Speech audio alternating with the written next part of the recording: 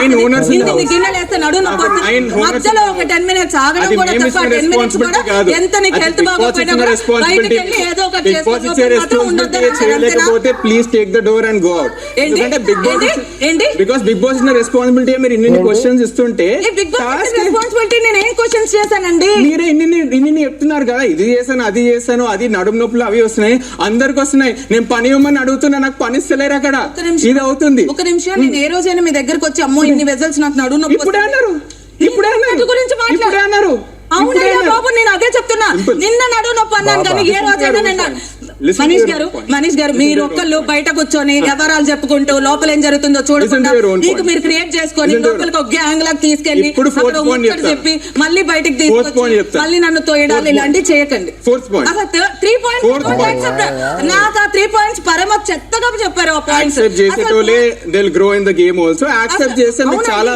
మీరు ఏదైతే కరెక్ట్ గా చెప్పారో నాది తప్పు అని చెప్తా. ఒక నిమిషం, నాది తప్పు అని చెప్పినప్పుడు చూసే వాళ్ళకి బాగా తెలుస్తుందండి.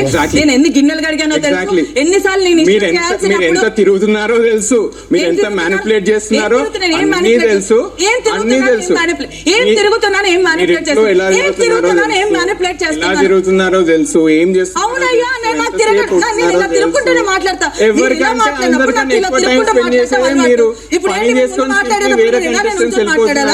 మీరు మాత్రం గంటలు ఉంటున్నారు. నేను క్వశ్చన్ కూడా చేయలేని స్థితిలో ఉంటున్నా. ఎందుకంటే మీరు ఏ పర్పస్ కి వస్తున్నారో నాకు తెలియట్లేదు. దానికోసం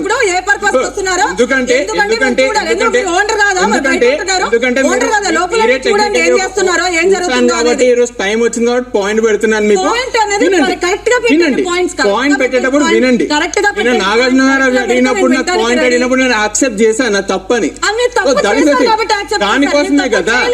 that is where people grow. I want to చేస్తాను. తప్పు చేయనప్పుడు I not ready to accept చేయగానే ఓ గెలుస్తామన్నారు. 4th point ఆ రోజు టాస్క్ లో డబుల్ స్టాండర్డ్స్ ప్రూవ్ చేసిన వ్యక్తి ఎవరు అంటే వన్ ఆఫ్ ది టీమ్మేట్ ని కూర్చోమని చెప్పి వాళ్ళ టీమే లేస్తుంటే చెప్పలేదు తను అసలుకి. అక్కడనే డబుల్ స్టాండర్డ్స్ ప్రూవ్ అయిపోయాయి. నేను సంచాలక్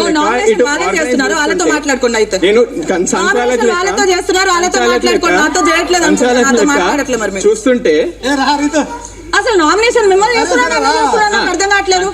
నామినేషన్ నన్ను చేస్తే నాతో మాట్లాడాలి కదా. నామినేషన్ నన్ను చేస్తే నాతో మాట్లాడండి. సరే, సంచాలక్ లెక్క నేను చేస్తుంటే one of the biggest diversion points మీరు కావాలని చేసినట్టు నాకు తెలుస్తుంది. నా మనసులో దూరి మీకు అన్ని తెలుస్తాయా? అఫ్ కోర్స్ తెలుస్తాయి. మీ టీం ని కూర్చొని అంటున్నారు. ఉన్నదే 2-3 మంది అక్కడ.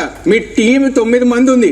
వాళ్ళని కూర్చోమని మీరు ఒకసారి కూడా అనలేదు. సంచాలక్ గారు చూడండి, సంచాలక్ గారు కూర్చోండి అన్నారు తప్పితే మీ టీం మరి మీరు కూడా కొంచెం కూర్చోండి భయ్, వేరే వాళ్ళు కూడా కూర్చోండి భయ్ అనలేదు. నన్ను పాయింట్అవుట్ చేసి నన్ను గేమ్ ని డైవర్ట్ చేయాలని ఎన్ని ట్రై చేసినా నాకు తెలుసు. సో ప్లీజ్, ఆఫ్ కోర్స్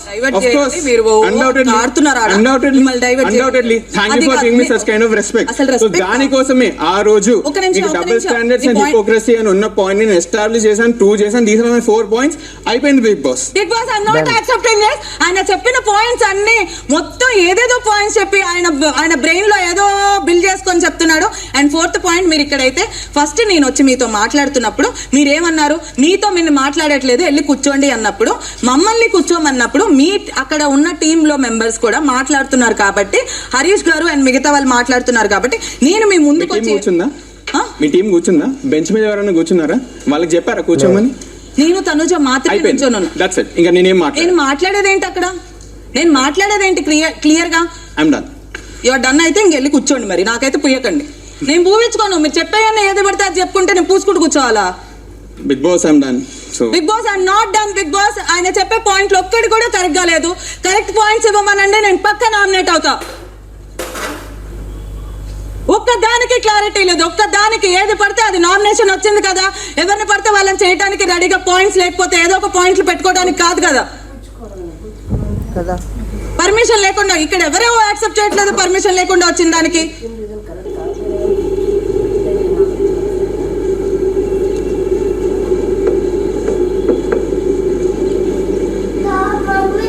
అట్లా 3 రోజులు చేద్దామా?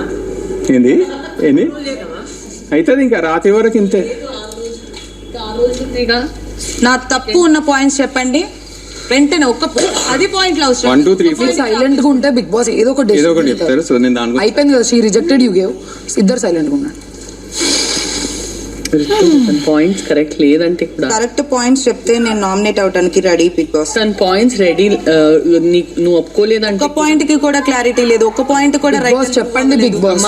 అమ్మా తను ఒక పాయింట్ కూడా చెప్పలేదు కానీ తిన్ని నామినేట్ చేస్తున్నా అంటే అక్కడ పోయి నించుకొని వేసుకోవాలి. నేను ఎలా తీసుకుంటాను కెప్టెన్ గారు? పాయింట్స్ ఏం లేవు, పూస్తానంటే పూపించుకోవాలి. ప్రక్రియ అంతే. పాయింట్స్ లేదు, 0 పాయింట్స్ ఉంటే కూడా ఐ వాంట్ నామినేట్ చెప్తే కూడా అక్కడ కాదు, పోయి బిగ్ బాస్ చెప్పారు కదా. బిగ్ బాస్ చెప్తారు. Bigg Boss clarification Big Boss తీసుకున్నారా? చెప్పారు కదా. ఇది క్వశ్చనింగ్ ఎందుకు nominate చేస్తున్నాము, ఎందుకు nominate చేస్తున్నాము, గట్టిగా ఆలోచించి మీకు ఏది ఇబ్బందిగా ఉంటే దాని గురించి నామినేట్ చేయమని చెప్పారు. Correct అమ్మా. అండ్ ఏది తప్పు ఉందో దాన్ని నామినేట్ చేయమని చెప్పారు. అందరి గురించి కూడా ఆలోచించవచ్చు కదా.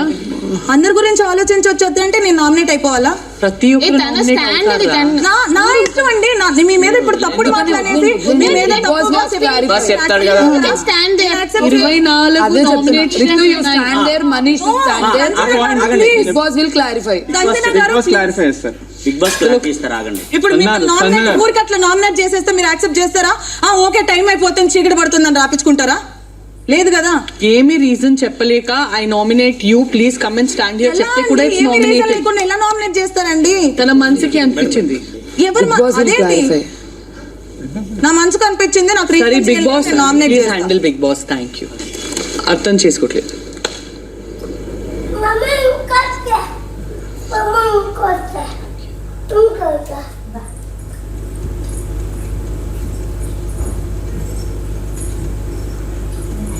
నేను బ్యాటరీస్ కి, వాటర్ బాటిల్స్ కి, డిష్ వాషింగ్ కి, లేకపోతే ఏదైనా ఎంటర్టైన్మెంట్ ఉంటే తప్ప నేను లోపలికి వచ్చిన రీజన్ ఏది చూపించండి. పర్మిషన్ లేకుండా నేను లోపలికి వచ్చింది ఏంటి? లేకపోతే నేను ఒక్కదాన్నే వచ్చానా? ఆ స్కిట్ జరిగేటప్పుడు వచ్చాను అని చెప్పాను. ఆ స్కిట్ జరిగేటప్పుడు నేను ఒక్కదాన్నే వచ్చానా? లేకపోతే అది ఎంటర్టైన్మెంట్ జరుగుతున్నప్పుడే వచ్చానా? లేకపోతే మీద పెద్ద గోల్ అయిపోతుంది, నేను దాంట్లో ఇన్వాల్వ్ అవ్వాలి, మీ అందరికీ గొడవలు పెట్టాలని వచ్చానా? అండ్ నా వల్ల కూడా నేనేమైనా గొడవలు పెట్టానా? వీళ్ళ గురించి వాళ్ళకి, వాళ్ళ గురించి వీళ్ళకి ఏమైనా నేను చెప్పానా? మీరెళ్ళి మీరు మాట్లాడుకొని దాంట్లో నన్ను మధ్యలో పెట్టుకొని మళ్ళీ మీ అందరికీ గొడవలు పెట్టారు, మీ వల్లే గొడవ అవుతుందని అంటే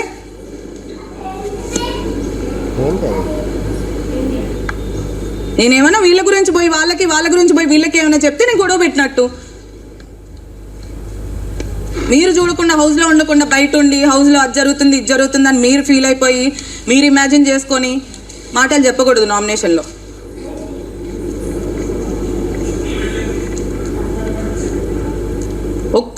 ఒక్క పాయింట్కి కూడా క్లారిటీ లేదు, ఒక్క పాయింట్ కూడా కరెక్ట్ కాదు.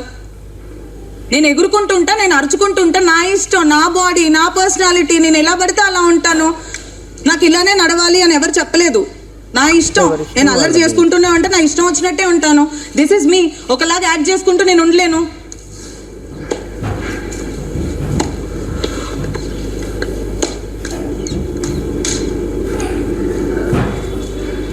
నిన్న మొత్తం డిష్ వాషర్ అన్ని పడేసి వెళ్ళారు. అదంతా వాష్ చేసేటప్పుడు ఇన్ని రోజులు రాండి, నిన్న ఒక్క రోజు నాకు నొప్పి వచ్చిందన్న, నడువు నొప్పి, నిన్న ఒక్క రోజు వచ్చినందుకు 10 minutes వాళ్ళని అందరిని గ్రూప్ క్రియేట్ చేసి నేను రెండు మాట్లాడుకుందామని నేనేం వెళ్ళలేదు. వాళ్ళు మాట్లాడుకుంటున్నప్పుడు నాకు 10 minutes నాకు బ్రేక్ కావాలని అక్కడికి వెళ్ళిన తర్వాత మళ్ళీ వెళ్ళి డిష్ వాషింగ్ చేశాను నేను.